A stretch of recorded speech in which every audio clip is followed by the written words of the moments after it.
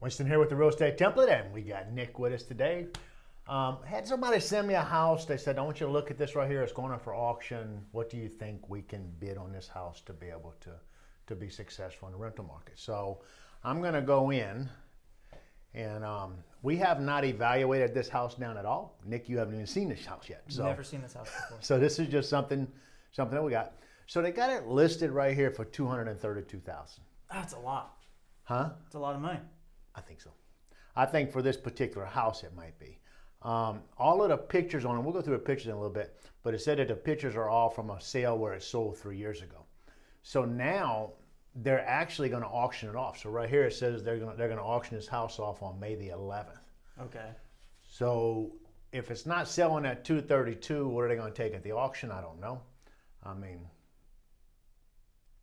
we'll see. How do you want to run the numbers on? You want to run the numbers through? Why don't we run them at about 200,000? See if it works at 200,000. We could, yeah. If we can pick that house up for two. So it's 3-bedroom, 1-bath, 1,380 square feet. It's on. It's only been on the market for 14 days, and they already want to take it to auction. They could have had it on the market, then took it off the market, then put it back on the market. Okay. This concerns me here. It's built in 1934. Yeah. So that's going to tell you that probably the bones in the house are not as good as they need to be. We haven't seen it. Won't be able to see it till the day of the auction. 3 bedrooms, 1 bath, 1.9 acres and land. Good school district, White House Middle School, White House High School, Millersville Elementary. Central air conditioning.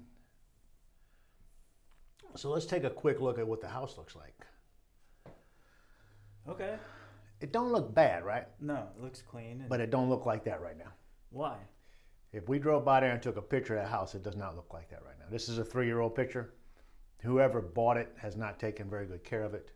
In my opinion, it just doesn't look that appealing from the road at all right now. So right here tells me. Is that drooping, or am I just seeing? Well, it's got a lot of crap up here, a lot of moss, a lot of trash on the roof. Looks like maybe a 100-amp service going into the house. That could be a little bit concerning. But anyway, so we know it doesn't look like this, and if you want to go get a picture of it and post on this right here, you can put the actual pictures. Current picture. From that right there, it doesn't look too bad.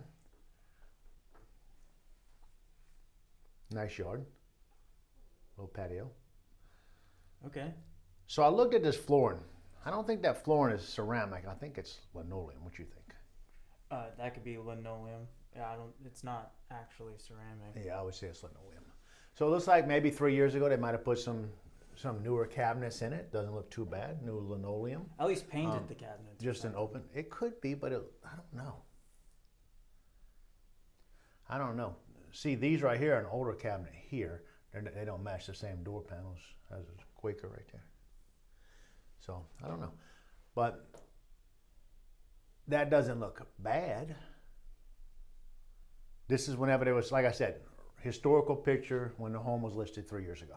Okay. That's what it says right there. So that's where we are. Looks like a pretty big bathroom, huh? So those are the cabinets that you saw on the thing. They might have been painted. They might have took them and painted them. These are some really good professional shots. Yeah, they did a good job. But again, they're 3 years old, so they haven't even done anything with the things.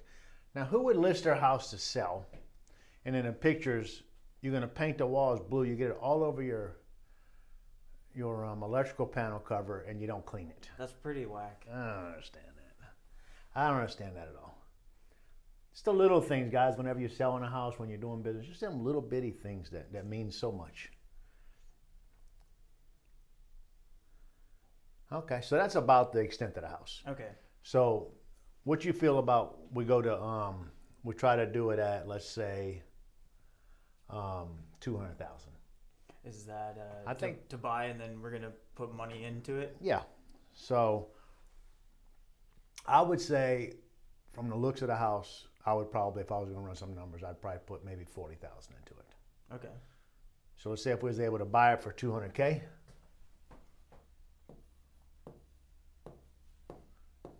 plus 40.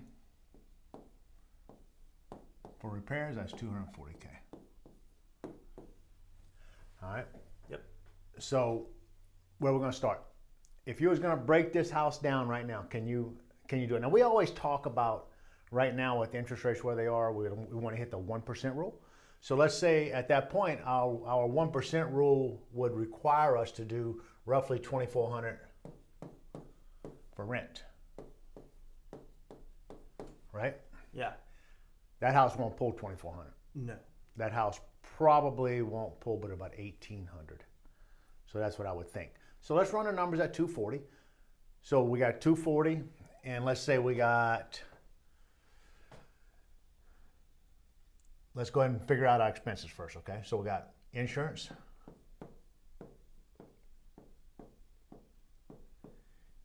We have what? We have insurance. We have vacancy. We got a vacancy factor, We have maintenance. maintenance.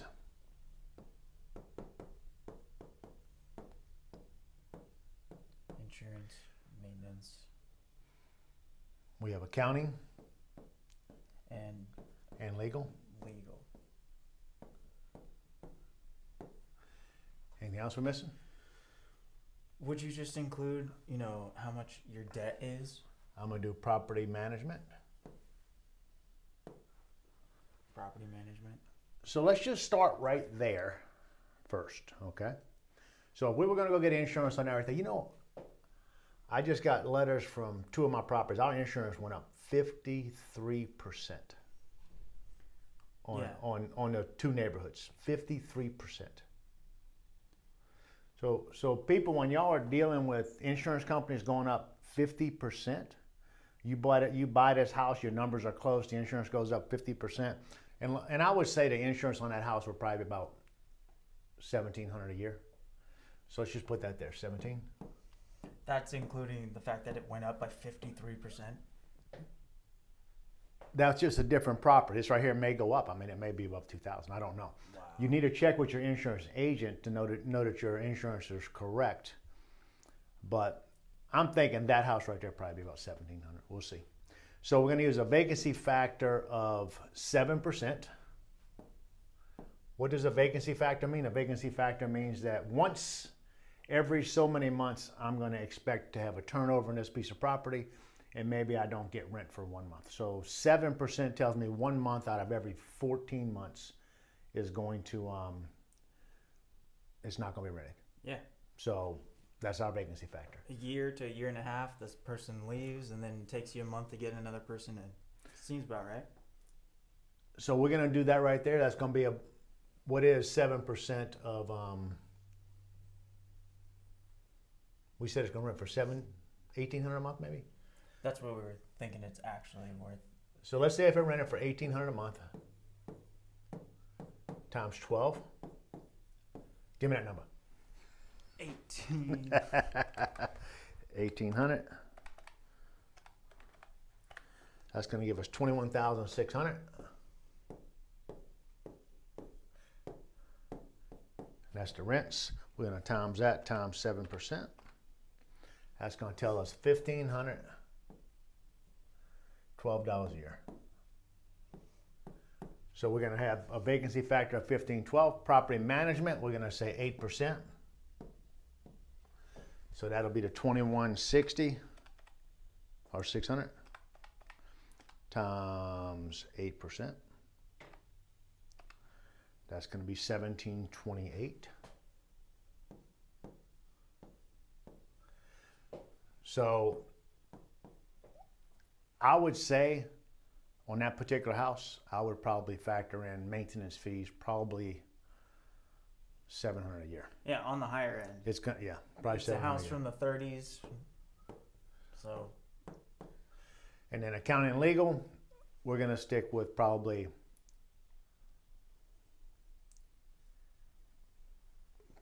$350 a year. Okay. So this is our rents. Let's take out everything else. So we got 1,700. We got 1512. We got 700 350, 1728. That's going to be incorrect. Whatever I got in there is wrong. So our rent's So- $1,800 a month times 12. There's your whole year of 21,600, and then you minus out insurance, minus out vacancy factor, minus out maintenance, minus out accounting and legal, and minus out 8% in property management. So this is fees. giving us expenses of $5,990.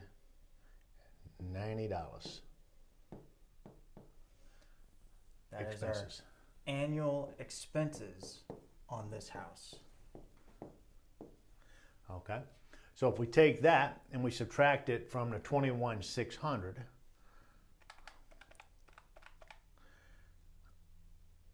minus 5,900,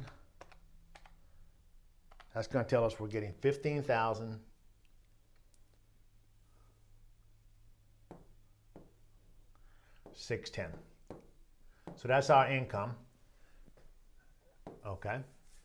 Mm-hmm. So that should be the return on ROI. So if we take that and we divide that by 240,000, which we're paying for it, right? Yeah. That's going to give us 15,610 divided by 240. That's going to give us 6.5%. So the cap rate will be 6.5%.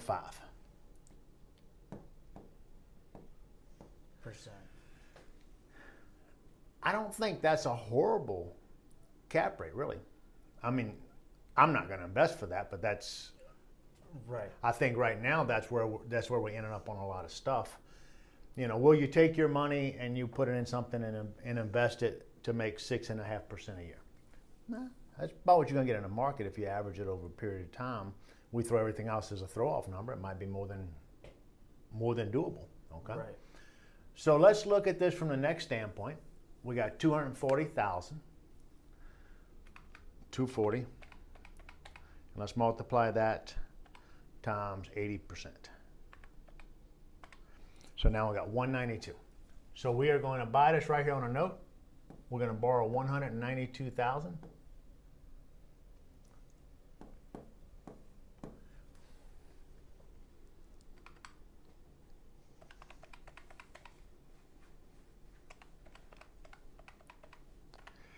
All right, so our investment will be 48,000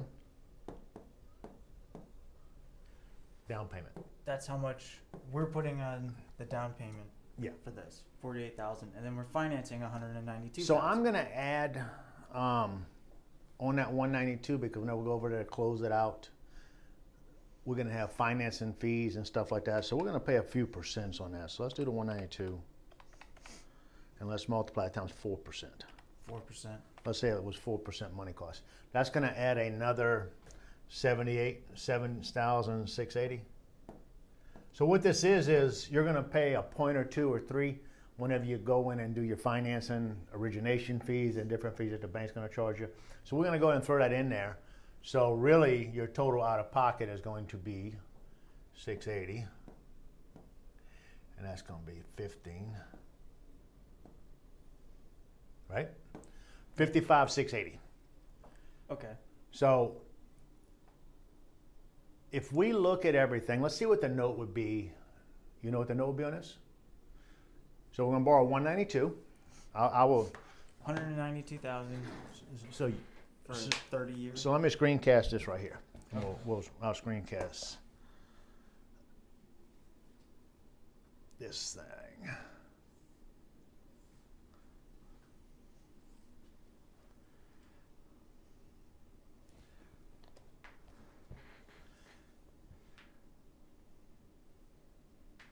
Okay.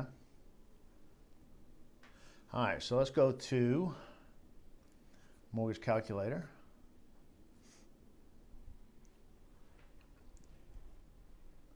All right, so we said 192,000, was that the number? 192,000 is how much we're financing. Total. Yeah. All right, so 192, that's going to be our loan amount. Then we're going to look at 30-year term. If you're going for a commercial loan, it's going to be 8%. Yeah. Let's say you can get 7.5. We'll do 7.5. That's going to give us a payment of $1,342. That's big. So if you're looking at it, everybody, we're doing the loan amount is $192. The term of the loan is 30 years. Interest rate we're using is 7.5. Payment $1,342. So let's go ahead and uncast this. We'll get out of that. Okay. So the note is $1,342.49. $1,342.49 times 12. All right.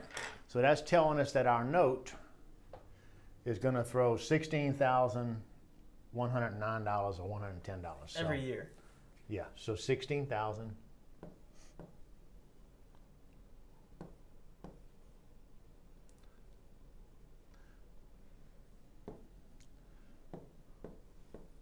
So up here, when we was looking at it, we only got $15,000 worth of money, right? Yeah. That's all we're dealing with. So if we're dealing with the 15,610, That's how much we get to use as Yeah. the payment for the loan. 15,610. So we'll put the 15,610 and subtract out the next 16,109, 509. 499. 499. 499. So we are running a negative cash flow of $499 a year. That's not a month. Negative. Yeah. So is that a deal breaker? Now, if y'all watching that is as hard as it is to really break down a deal to find out how fast you want to, what you're thinking.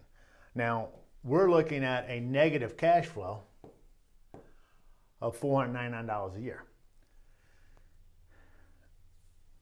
That's a tight number as far as you not having to pay more than everything, because if you miss one thing, you're going to pay a little extra money.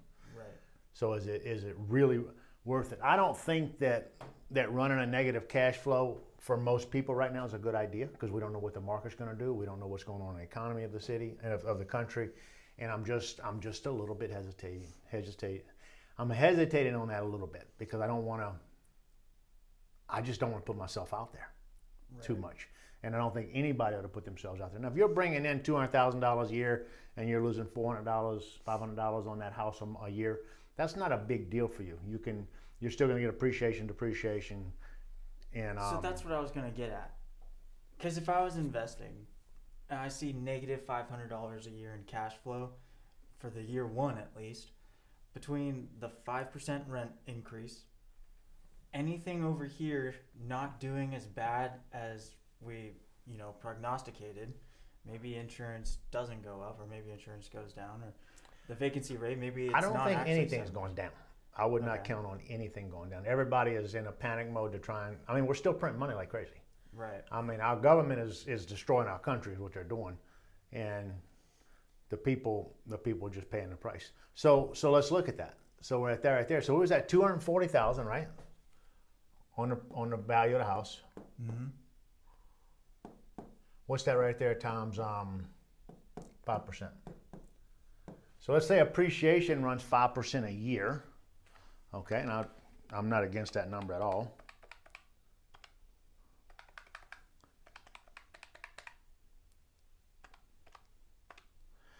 So that would yield us $12,000 a year, right?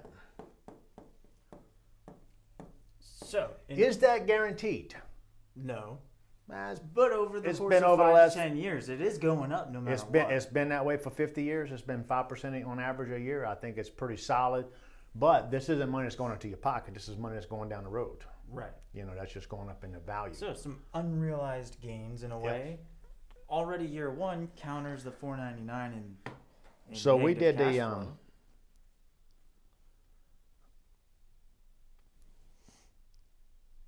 we only got $1,769 worth of principal reduction. So we got $1,769.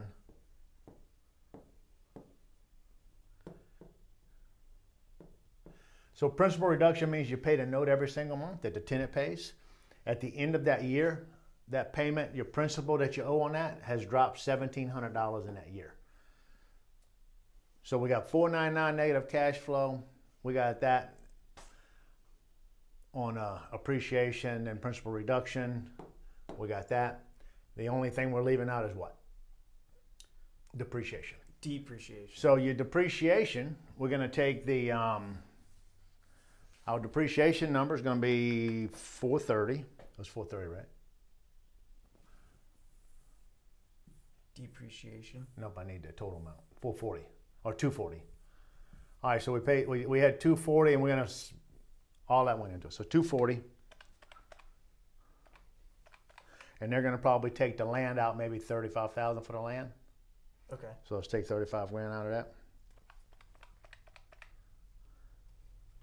So that's going to leave us 205.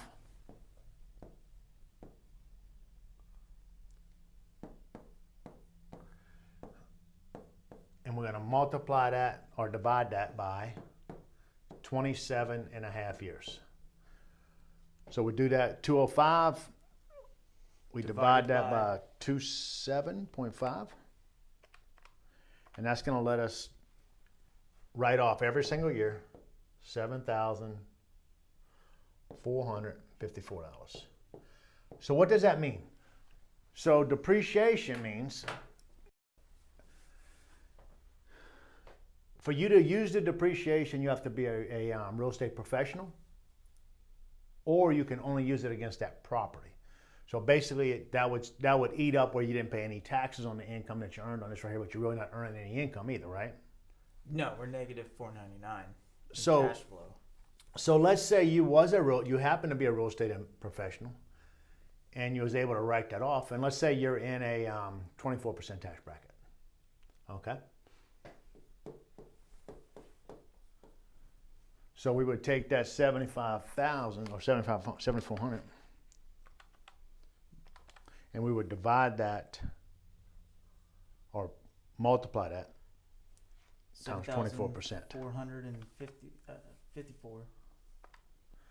So that would save you, if you was at a 24% tax bracket, that would give you the ability to write off $1,789 a year, roughly. Okay. If you can use the depreciation, and that's great. If you can't use the depreciation, then it's not helping you none, right? So really, what do you mean you can't use the depreciation? Well, I mean, so you, if you're not a real estate professional, you can use that against the income from this property, but you can't use it against your ordinary income. Okay? You mean when it comes down to cost segregation? No. What do you I'm talking about mean when you? Whenever you try and write this off, you can't depreciate it off against your ordinary income. So you're going to pay taxes on your ordinary income. So me, because I'm a real estate professional, I can use depreciation against my ordinary income. Okay. But if you're stuck to just using this property and you're running a $499 a year negative cash flow, well, that's no cash flow anyway, so you won't be able to use it. So depreciation, you can use it against the property you own, the property you bought, and you can depreciate that value off. So let's say we went back up to this other scenario over here, and let's say you paid all cash for it. You're in a 6.5 cap rate, $15,000. Now in that scenario, and you don't have the note on it where you're not running negative, you could actually write that off against this income. So if you had $15,610 worth of proper income, you're going to pay taxes on about half of that if you was able to depreciate it off. Okay. Ask your questions because somebody else has got that same question. When you said against your own income, what does it mean against my own income as opposed to my company of real estate portfolio, that's my company, and against the company or against me. Well, if it's in an LLC, it'll go against whatever's in that LLC. Okay, and that's But you what, can't write it off. You can't use this deduction on your ordinary income without being a real estate professional. and the different to be a real estate professional, you have to have the LLC. No, that doesn't matter about What's- LLC. how do You gotta put in about 700 hours a year working in real estate. Okay. There's a couple of different scenarios, but the main thing is about 700 hours a year you gotta be Log working on real estate. as- You gotta log it. Okay. And if you did that, then you could write it against your ordinary. If not, it's just gonna go right there. Go right there as in. It's just gonna go against. There's no cash flow, so the only place you would be able to use it would be if you didn't borrow as much money, you made it positive cash flow, and went from there. So what do you think about this deal? I would. So let's say it was able to take all of that 1789 plus 1769 plus 12,000 plus, well, let's minus 499. So now we got a total of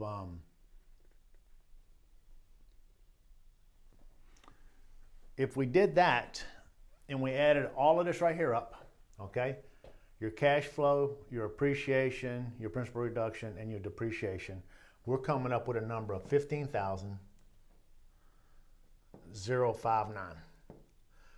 So let's do that number and let's divide that by, what was our deposit, our down payment? Down payment ended up being 55,680. So let's divide that number right there by what? 55,000? 55,680. So that's going to be 27% throw off. Throw off. So this property will yield a total of 27% across everything. I wouldn't touch that. I wouldn't touch it. Not even if you had a lot of properties already and you would buy this and you've got a property manager in it, you don't even have to deal with it. It's kind of just a way to put your money somewhere that you know is getting 27%, and you don't plan on doing anything with this entire property for 10 years. I agree, but I think we can do, I just don't think the number 27% on that, I wouldn't touch it. If it was a house you're going to live in, and go live in it and do what you want to do. For an investment at 27% on the total throw off, Not enough. it's not enough for me. Because you can easily, go find another property that does make you a lot more. This is not a last resort only option deal for you. I am struggling so much on this stuff because I know what I can do if I build. Yeah. I know what, I'm not out there trying to buy somebody else's crappy house. Not that I won't, but I'm more looking at what is the total return. Right. And I could have a brand spanking new house and probably have less than the 240 in it, modernized, no work at all, 10 years before I got to deal with anything. Low maintenance. And probably the rent would be higher, everything would be higher on it. Yeah, because it is a higher quality product. It's brand new. It costs you less to build than to just buy outright. I'm not trying to be a Debbie Downer for everybody and say don't do it. I'm just saying if the numbers are not making sense, do not invest the money in it. Don't put yourself in a position. I see so many people that say, I got to have a house now, I got to have a house now, I got to have a house now. And they go buy and then they fail in the end. Right. And, and I don't know that number right there will even work as far as that house goes with the 240. It might be more than that in repairs. Yeah, that could easily get to 260 but real fast. I want you, whenever you're looking for a house, I would be trying to come off with this throw off number somewhere around 50%. That would be my goal. And, really I'm not going to compare your cash flow and dealing with that with the market, because the market only gives you what you make off of the, you buy Apple stock, Apple goes up, you make a little bit of money off of it. Apple goes down, you lose a little bit of money off of it. This right here, your rents are going to go up every year. They do not go down. Then you still get your principal reduction every year. That number is going to go up every year. Then you're still getting your depreciation that you can use if you can use it. I mean, you still got avenues that we're making money, but I think that this is just not a property I would want to do. It's teetering on the line of danger. I think there's so many people out there that are just tight. I mean, I got my son coming up to me now asking me, Dad, I want to buy a house, I want to buy a house, I want to buy a house. Well, you got to be patient.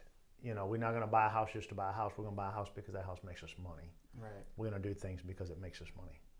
And, as you're starting out with all this stuff, I mean, you don't need to do a deal that doesn't help you become better. Right.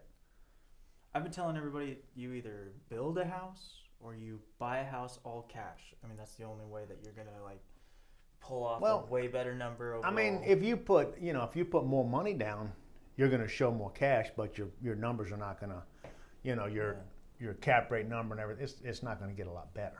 It's gonna be about the same. And you can produce cash flow. I mean, what deal with cash flow? Almost any deal with cash flow, you just gotta have how much money you putting in it. Exactly. You buy the whole thing outright. If you pay it for it cash, you're making $15,000 a year. Right. So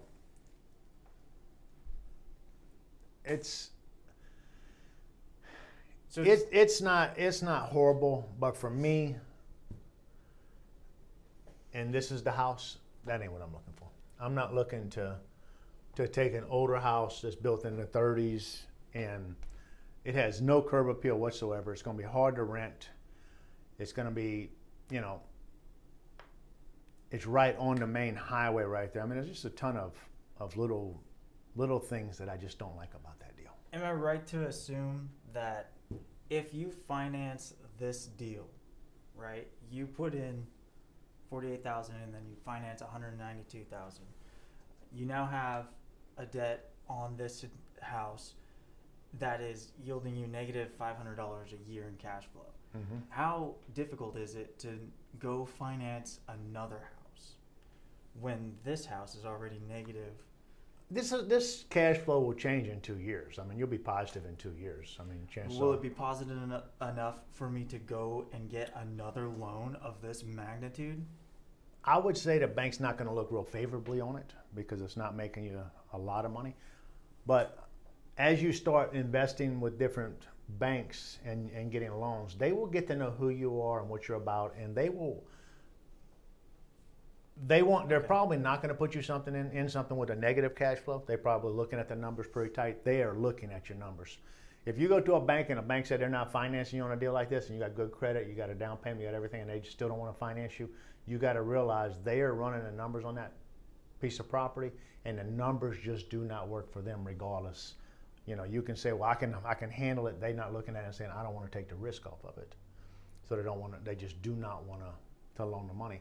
So you can get a DSCR loan, right? Debt service coverage ratio. So, but even on a DCR loan, they're not going to take it at a negative cash flow. Yeah. You got to make it positive, and I don't know what their percentage they want you to be making positive on, but it's not a break even number by any means. Does that house 100% make the note? And this one does not. It doesn't take a lot to make the note. But $50 a month does all that. Yeah. And, but it's still not enough that somebody's going to loan you money on it. Yeah. Because they need to know you can pay them. Well, we need a better buffer than $50. Yeah. Yep. In negative, we want a buffer of there's $400 a month. That's excess.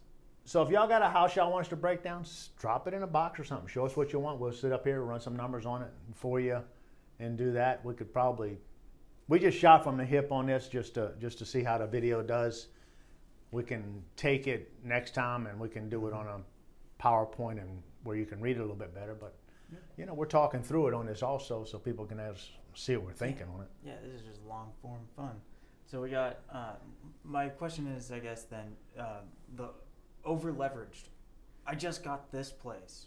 I'm financing 192,000. You know, it is negative 499 in cash flow right now. That'll change in a year or two. But when people say that I'm over leveraged, I can't get another loan, what does that mean? Well, I mean, if you over leverage to the point you're not making the cash flow you need, and the bank's just going to look at it and say, "I'm not giving you any money." Gotcha. You got a you got a borderline doable note right here that we got on you. We're not gonna step back and put ourselves in exposure, because if both of those deals go south a little bit, we're in trouble. So that's what people mean when they're over leveraged. well, I mean, I think there's a lot of people that like to be leveraged 80%. I think 80% is over leveraging. I'm not leveraging at 80%. I'm not comfortable leveraging at 50%. I want to know if, I got 30, 40 properties that all go vacant at one time, can I still make ends meet? Right. And that's for me. That's what I need to be satisfied with where I am. Yeah. That I can be huge. So everybody's tolerance is different. And, if you're making a ton of money and you got money you can throw into a deal to do it, then it might make sense to you. But for most people, they're doing this right here, and they need it to at least break even or pay them a little bit of money every month. I would be looking for a $500 a month positive cash flow. $300. We're just not getting it with these interest rates. Right. So I don't know. I'm not going to tell people go out and buy, and because I don't think, number one, if you're married, your marriage isn't worth the stress that the financial burden puts on you, the financial hardship puts on your family. You don't want to deal with that crap. How often are you dealing with interest rates? You use cash more often than not. Me? It's when you do a cash out refi, you're having to deal with that interest Yeah, rate, so and that's a lot. Yeah, you look at us. We're looking now. We've been doing the neighborhoods, and we're putting all cash in that. So we're at a point now we need to pull some money out of them, probably to. So do a cash out refi on some of it, not all of it. Yeah, pay me back some of the money we got invested, and go from there. Not necessarily all of it. You don't need No. to pull out all of it. I don't need more than. I really don't need any money at the moment, really. But we're still rehabbing, so we need money to take care of some more rehabs we got. But if that was done, then no.